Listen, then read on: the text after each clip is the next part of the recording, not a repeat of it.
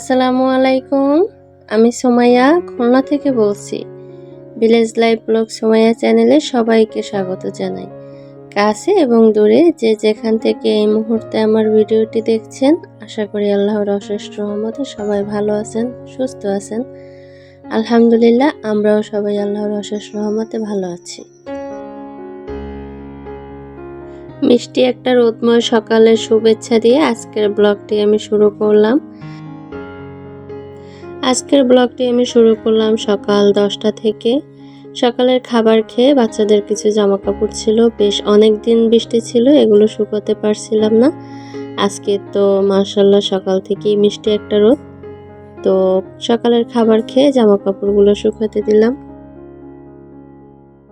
তো জামা কাপড়গুলো শুকাতে দিয়ে ঘরের অন্য কিছু কাজ করছিলাম। আর এখানে আমার ভাইয়া বড় একটা মাছ এনেছে। এটা একটা বড় নদীর মাছ, আমরা এটাকে কাউন মাছ নামে চিনি। মাছটা কিন্তু খেতে অনেকটাই মজার হয়। এই কাউন মাছটা ছোটটাও খাওয়া যায়, আবার বড়গুলোও খাওয়া যায়, কিন্তু ছোটগুলো অতটাও ভালো লাগে না, কিন্তু বড় মাছগুলো অনেকটা মজার হয়। এমনিতে আমাদের বাসায় মাছ মাংস সব আমি বেশি কাটি, কারণ আমার ওই কাজগুলো করতে ভালো লাগে। কিন্তু আজকের এই কাউন মাছটা এটা আমি কাটিনি, এটা আমার আম্মুই কাটছে। কারণ এই কাউন মাছে অনেক বড় বড় কাঁটা থাকে, ওগুলো হাতে ফুটলে অনেকটা যন্ত্রণা করে, তো এই ভয়ে আমি আর মাছটা কাটিনি। তো আমার আম্মু এখানে মাছগুলো খুব ভালোভাবেই কেটে নিয়েছে আর ধুয়েও এনেছে। এখন এই মাছগুলো রান্না করা হবে। এই মাছটা আবার অ্যাভেলেবল সব জায়গায় পাওয়া যায় না। আমার ভাইয়া অনেক খোঁজাখুঁজি করে তারপরে এই মাছটা অনেক দিন পরেই পেয়েছে। বেশ অনেক দিন ধরে এই কাওন মাছগুলো খুঁজছিল। আমাদের বাসার ছোট বড় সবারই কাওন মাছটা অনেক পছন্দের মাছ। তো আমার আম্মু মাছটা কেটে ধুয়ে পরিষ্কার করে দিয়েছে আর আমি এখানে রান্না করার জন্য চলে এলাম। এখানে আমরা যেভাবে মাংস রান্না করি ওইভাবেই রান্না করব। পেঁয়াজ ভেজে তার উপরে আদা বাটা রসুন বাটা দিয়ে দিয়েছি আর দিয়েছি জিরার গুঁড়া। ওইটা একটু ভাজা হলে একটু পানি দিয়ে তারপরে 2 চামচ মরিচের গুঁড়া আর 1 চামচ হলুদের গুঁড়া আর স্বাদ মতো লবণ, এগুলোকে দিয়ে খুব ভালোভাবে মশলাটা কষিয়ে নিয়ে তারপরে আমি মাছগুলো দিয়ে দিয়েছি। আর এই মাছটা মশলার উপরে দিলে কিন্তু এমনি এমনি শক্ত হয়ে যায়, আলাদা করে আর তেলে ভেজে নিতে হয় না আর কি। মাংস যেভাবে আমরা কষিয়ে রান্না করি এই মাছগুলো সেমভাবেই কষিয়ে রান্না করতে হয়। এই কাউন মাছটা কিন্তু একেবারে মাগুর মাছের মতোই দেখা যায়, একটু কিছু ভিন্ন আছে, কিন্তু স্বাদ কিন্তু মাগুর মাছের মতো না, একেবারেই ভিন্ন। মাগুর মাছের থেকে অনেকটা বেশি স্বাদ এই মাছটার। তো মাছটা আমি ভালোভাবে কষিয়ে পানি দিয়ে দিয়েছি আর এই যে কাউন মাছের পেটে অনেকটা ডিমও হয়েছে। ডিমগুলো দেখতে অনেকটাই ভালো লাগছে, ডিমগুলো একেবারে স্টোনের মতো দেখা যায়। তো এই ডিম আমি অল্প কিছু মাছের ভিতরে দেব আরগুলো রেখে দেব, ওই ডিম থেকে আবার বড়া ভেজে খাবো। এই কাউন মাছের ডিম মাছের পাশে দিয়ে ভেজে খাওয়ার থেকে কিন্তু ডালের দিয়ে ভরা ভেজে খেলে আরও বেশি মজা হয়। মাছ রান্না হয়ে গেছে আর ওইটা অন্য আর একটা ডিশে তুলে রেখেছি। আর এই কড়াইতে এখন আবার নতুন করে মশলা কষিয়ে রান্না করে নিব।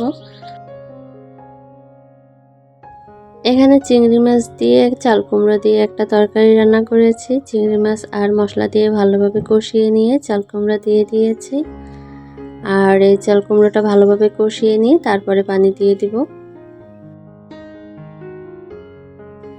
সকালবেলা মিষ্টি একটা রোদের শুভেচ্ছা দিয়ে ভিডিওটা শুরু করলেও দুপুরবেলা কিন্তু আর সেই রোদ ছিল না আর কি। এই মাসটা এরকমেরই যাবে, কখন রোদ আসে আর কখন বৃষ্টি আসে কোনো ঠিক নেই। রান্না শেষ হতে না হতেই আবার বৃষ্টি চলে এসেছে, তো কিছুই করার নাই, এভাবেই চলবে। তো এখানে আমার মেয়ে এসেছিল, তার নাকি ক্ষুধা পেয়েছে। তো ওর ক্ষুধা পাবে সেই আন্দাজ করে আমি আগে থেকেই একটা আম লবণ আর পানি দিয়ে ভিজিয়ে রেখেছিলাম একটু ফরমালিন মুক্ত করার জন্য। তারপরে তো আমটা এখানে ওকে কেটে দিব।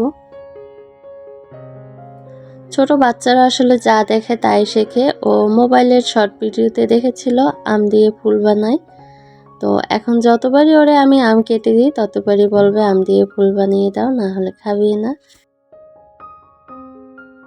আমি ওকে ওর পছন্দ মতোই আম থেকে ফুল তৈরি করে দিয়েছিলাম, আর কি ফুল না, এই তো এভাবে করে কেটে উল্টিয়ে নিলে একটা ফুলের শেপ হয়ে যায়।